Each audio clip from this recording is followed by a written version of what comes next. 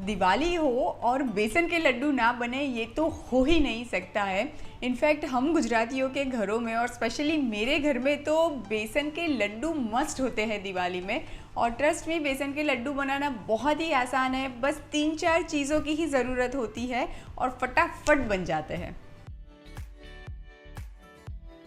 गुजरात में तो ये जो बेसन के लड्डू है ना, उसको मगज़ कहा जाता है। तो आज एग्जैक्टली मैं वही गुजराती स्टाइल में ये बेसन के लड्डू बना रही हूँ। बेसन के लड्डू बनाने के लिए हमें सबसे पहले जो चीज़ चाहिए वो चाहिए थोड़ा सा मोटा वाला बेसन।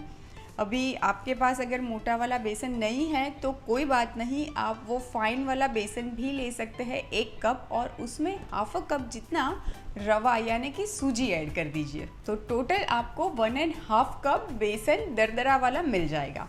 तो ये जो बेसन मैंने लिया है मोटा वाला, ये मैंने 1.5 कप ये मेजरिंग कप से लिया है, और यही मेजरिंग कप के हाफ कप के हिसाब से मैंने हाफ कप घी लिया हुआ है, और यही हाफ कप के हिसाब से मैंने पीसी हुई शक्कर ली हुई है।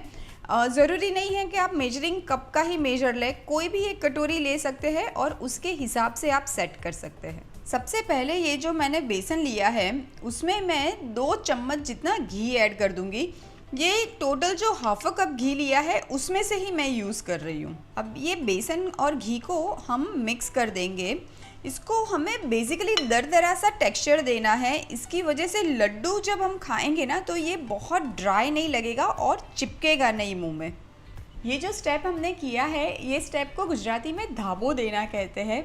धाबो देने से लड्डू है या मोहन थाल है उसका टेक्सचर बहुत अच्छा आता है। ये देखिए दानेदार बन चुका है। एग्जैक्टली हमें ऐसे ही बेसन चाहिए। अब बारी आती है बेसन को घी में फ्राई करने की, और जब भी ये स्टेप करते हैं ना, ट्रस्ट मी, दूर दूर तक सबको पता चल जाता है कि हमारे घर में बेसन के लड्डू बन रहे हैं। सबसे पहले पैन में ये बचा हुआ घी ले लेंगे और अब ऐड कर देते हैं बेसन। अब बेसन को हमें घी में फ्राई करना है मीडियम फ्लेम पे, जब तक कि बहुत ही अच्छा गुलाबी कलर ना आ जाए।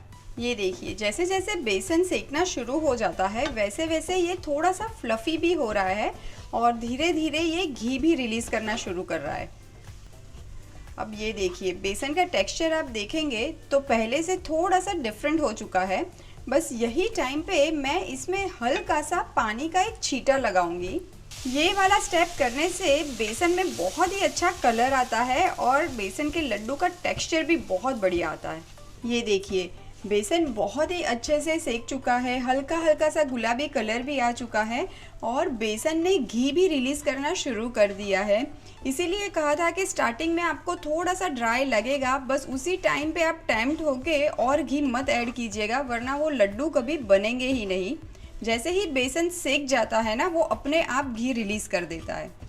ये देखिए बेसन तो बहुत ही अच्छे से सेक चुका है। मैं इसको एक प्लेट में निकाल देती हूँ। बस यही टाइम पे मैं इसमें 6 से 7 इलायची का पाउडर ऐड कर देती हूँ। अभी ये जो बेसन का मिक्सचर हमने सेका हुआ है ये बहुत ही ज़्यादा गर्म है। इसको मैं कंटिन्यूसली ऐसे स्टर करते हुए हल्का सा ही ठंडा करूँगी, एकदम ठंडा भी नहीं करना है।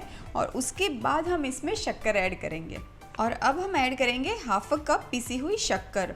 अभी मीठापन आप अपने हिसाब से भी एडजस्ट कर सकते हैं थोड़ा सा। शक्कर हो सके तो छान के यूज़ करिएगा ताकि बड़े बड़े लम्स ना आए।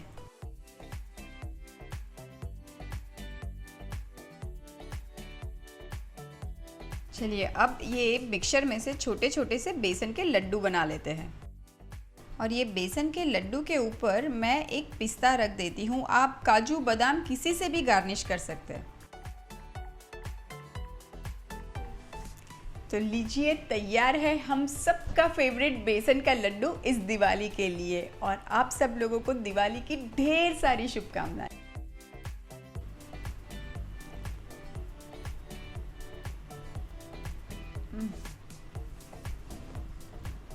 ये वाली दिवाली को और भी मीठी ये लड्डू बना के ज़रूर कीजिएगा।